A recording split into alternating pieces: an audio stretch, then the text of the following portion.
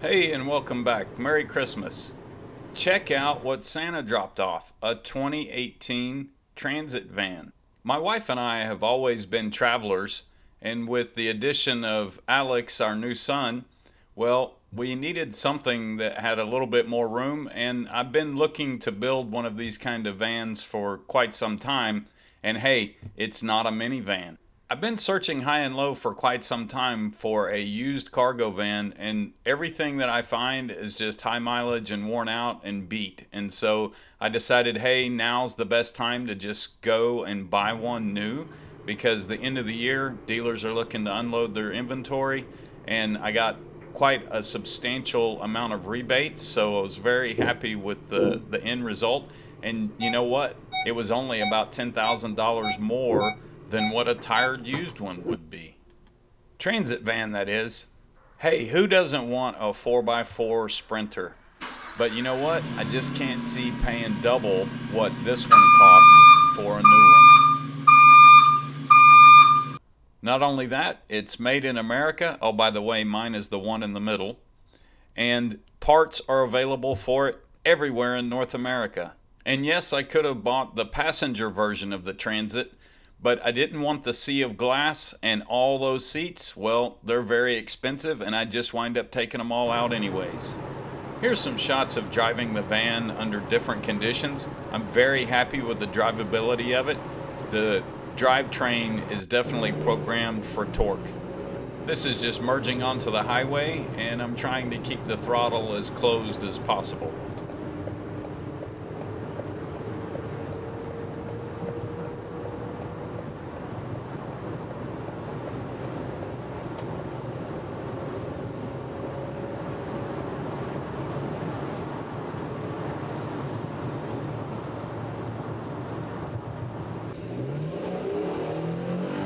And yes, it's a big heavy van. It's not a Mustang, but you know what? It will get out of its own way.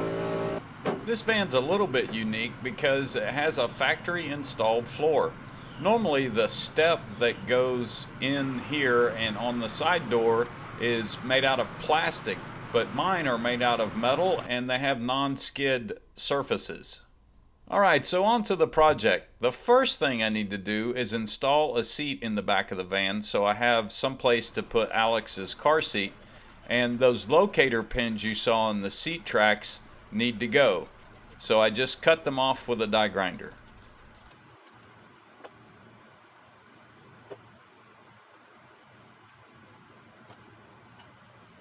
Alright, so there's the metal step out of the way.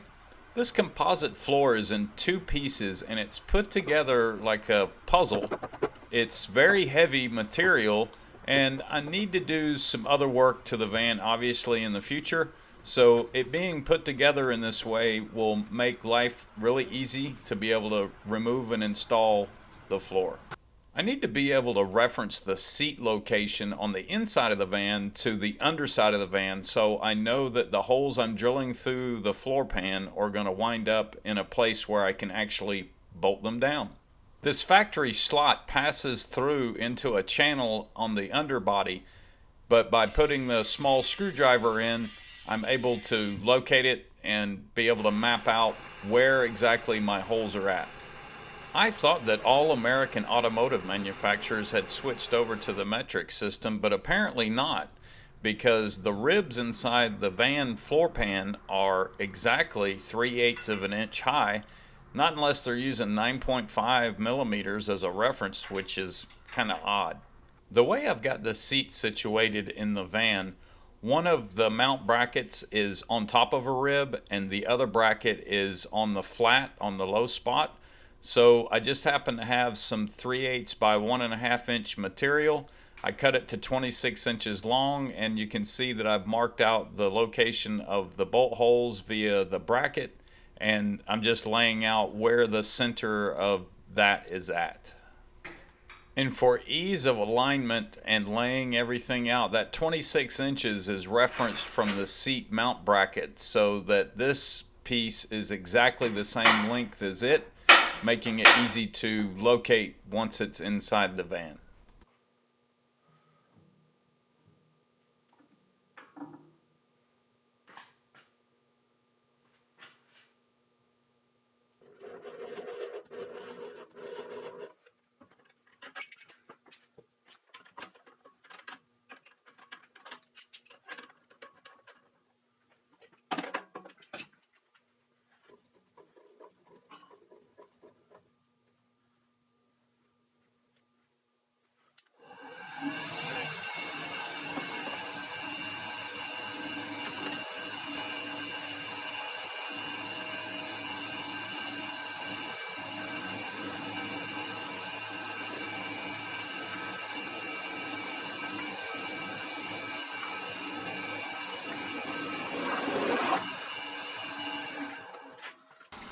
So after determining that all of my bolt holes were in good locations and the distance to the front seat was good, which is 18 inches, and I'll cover why in a future episode it's at 18 inches, I needed to make sure that the seat was actually square to the van. And believe it or not, that's really difficult to do. So the best place that I found to do it was off of these little vertical pop-outs that are on the step area. I can't go to the square that's there for the sheet metal because there's several pieces of sheet metal and it's inconsistent, but those pop-outs are at exactly the same distance all the way across there, and the measurement is irrelevant. It's just that the measurement is the same. And I also referenced off the front, if you do that, you got to make sure that you hold the tape in a very consistent manner from side to side, because at an angle the measurement will change and you'll be all out of whack. When you're working with sheet metal, it's best to always drill a pilot hole first. I'm using stop collars on my drill bits because the gas tank is right under where these holes are at, and obviously I don't want to punch a hole in my gas tank. If you don't have stop collars, you could just use a block of wood drilled to the precise length, so you just have a little bit of drill bit sticking out and you won't go too far. Once I had those holes on the passenger side located, I put the seat back in place, put my 3/8 bar down, and located the driver's side holes.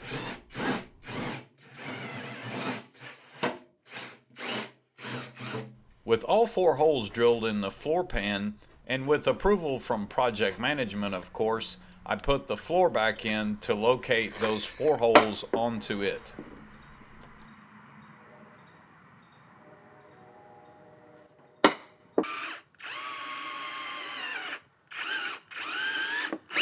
I've got a couple of pieces of scrap plywood under the floor while I'm drilling on the concrete. And there's the 3/8 bar. It's being held in place with some 3M weather strip adhesive just so it doesn't shift after I put the floor back in. And sorry about that shot, but hey, it's hard to shoot in bright sunlight into a dark van.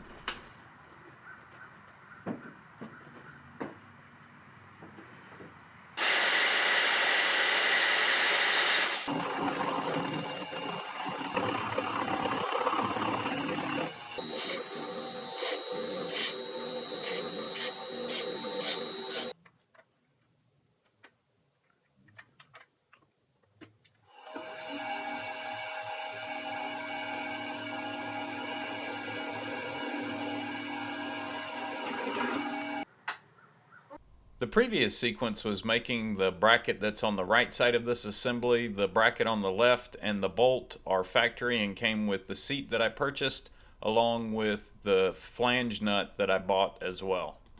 Alright, so to do this job you don't need to remove the gas tank completely. I just drop the straps down a little bit and remove the strap in the front, the one that's flashing there, and the bolts on the driver's side are just slightly longer than the bolts on the left, so that's to facilitate installing and removing the gas tank. So it's set up to be able to hang down a little bit, which gives you more than enough clearance to drill your holes. And because of the 3/8 bar, you can see that my bolts are short on the driver's side, so I will have to get some longer bolts to replace those two. And there's the back one on the passenger side, and you can see the little bracket that I made. And for reference, there is the driver's side factory seat mount for the driver's seat. And there's the completed job. Looks very clean, factory. Same seat as the driver's seat and the passenger seat that were already there, and I really like the way it turned out. It is a smaller seat, it's kind of a jump seat, but it works okay for a car seat, and I'll probably change it in the future. And I had to make a small bracket to attach the car seat straps into the seat. And for reference, there is the factory car seat mount on the back of the passenger seat. Thanks for watching.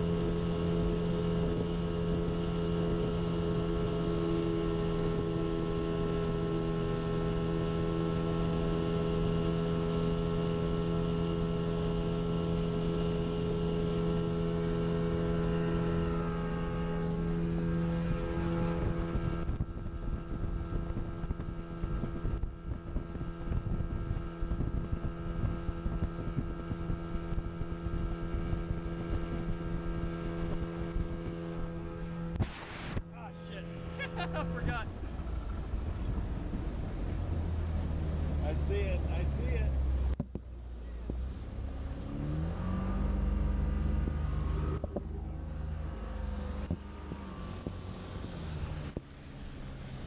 I still see it.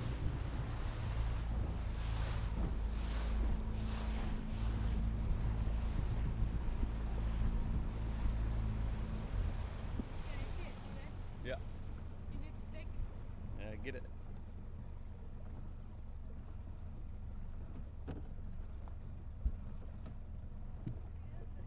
It's all you, baby. Go right there. Get it right there. Come on, Legos.